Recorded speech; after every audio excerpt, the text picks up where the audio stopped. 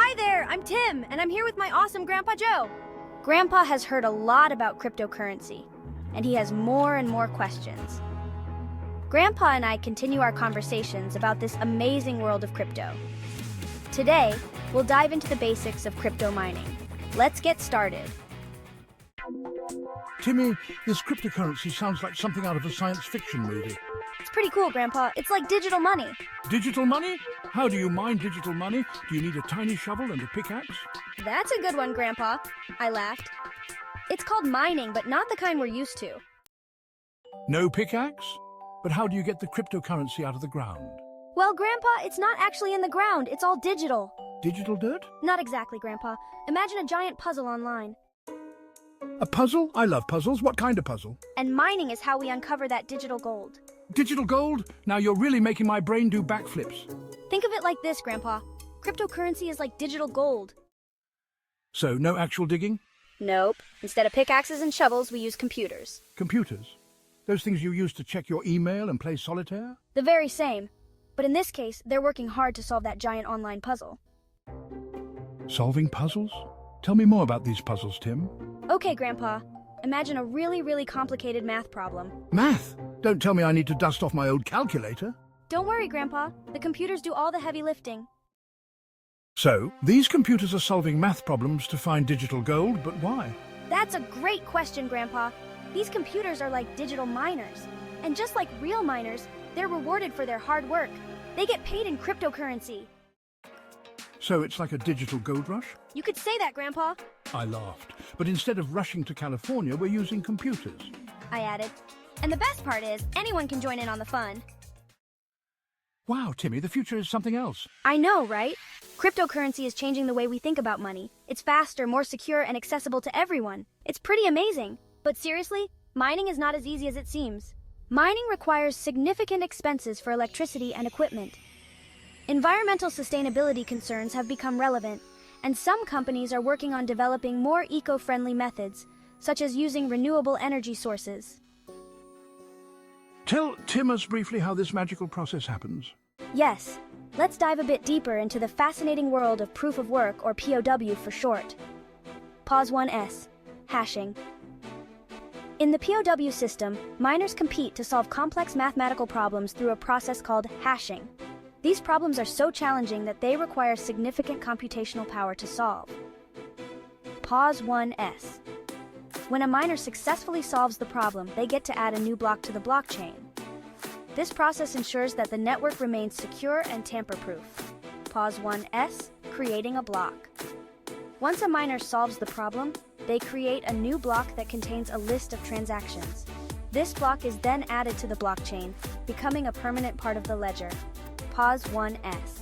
The other nodes in the network then verify the block to ensure its validity.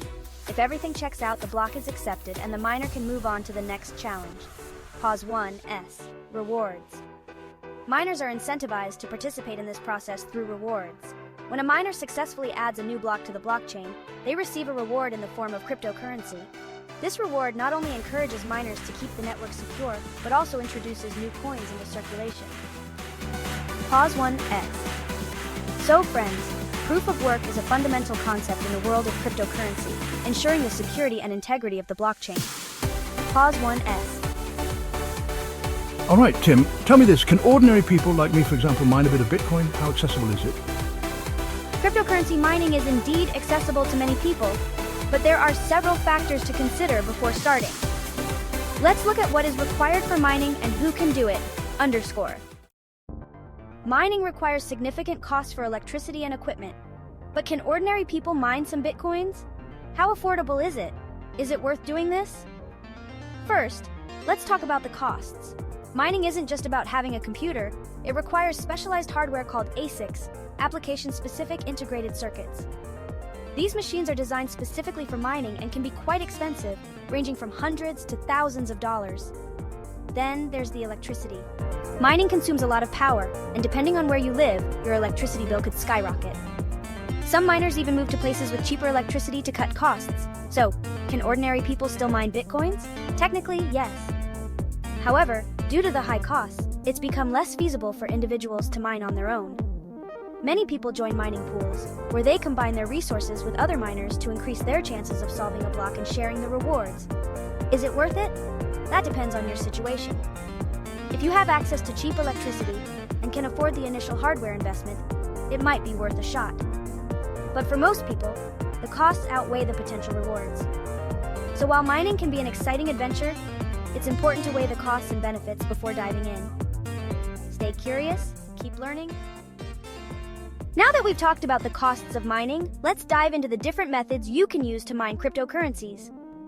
There are three main methods: individual mining, mining pools, and cloud mining. Each has its own pros and cons, so let's break them down.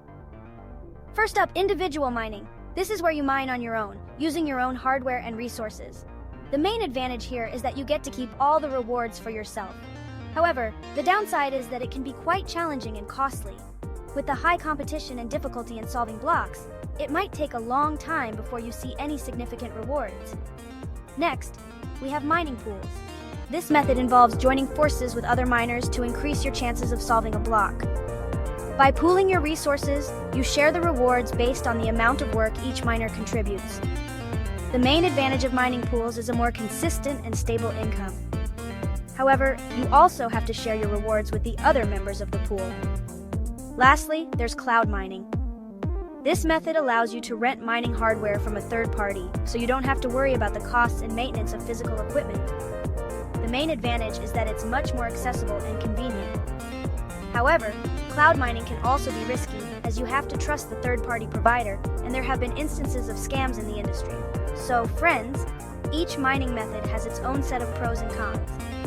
Whether you choose to go solo, join a pool, or opt for cloud mining, it's essential to do your research and make informed decisions. Well, now that we've explored individual mining, mining pools, and cloud mining, let's talk about the difficulties of mining and whether it's actually profitable. Mining cryptocurrencies might sound like a virtual gold rush, but it's not all smooth sailing. One of the biggest challenges is the increasing difficulty of solving the puzzles required to mine new coins. As more miners join the network, the competition gets tougher, and the puzzles become more complex. This means you need more powerful hardware and more electricity, which can be very costly. Speaking of costs, let's not forget about the expenses associated with mining. High-performance mining rigs can be expensive and require a lot of electricity to run. In some cases, the cost of electricity alone can eat up a significant portion of your profits. Additionally, there's the ongoing maintenance and potential hardware failures that can add to your expenses. Another factor to consider is the volatility of cryptocurrency prices. The value of the coins you're mining can fluctuate dramatically, making it challenging to predict your potential earnings. If the price of the cryptocurrency you're mining drops significantly, you might end up spending more on mining than you're actually earning. So, is mining profitable? Well, it depends on various factors such as the cost of electricity in your area, the efficiency of your mining hardware, and the current price of the cryptocurrency you're mining. It's essential to carefully calculate your potential costs and earnings before diving into mining. Mining can be a rewarding but challenging endeavor. It's important to weigh the difficulties and potential profits before making any decisions. Thank you, Tim. That was interesting, and you explained everything clearly. Although I probably won't mine crypto coins, I now know much more about mining. I feel more informed and modern because of it. And I bet there are a lot of other curious folks out there who want to learn more too. That's why we run this channel, Grandfather, to share our crypto journey with everyone. Remember, knowledge is power, so keep learning and stay curious. Please subscribe to our channel, like the video, and thank you for your attention. See you in the next video to continue our crypto journey. Thank you for staying with us and taking the time to watch our video. If you enjoyed what you saw, don't forget to give us a like and subscribe to our channel so you won't miss out on new episodes. Your support and engagement mean a lot to us. Until next time, stay with us and keep in touch. Take care of yourself.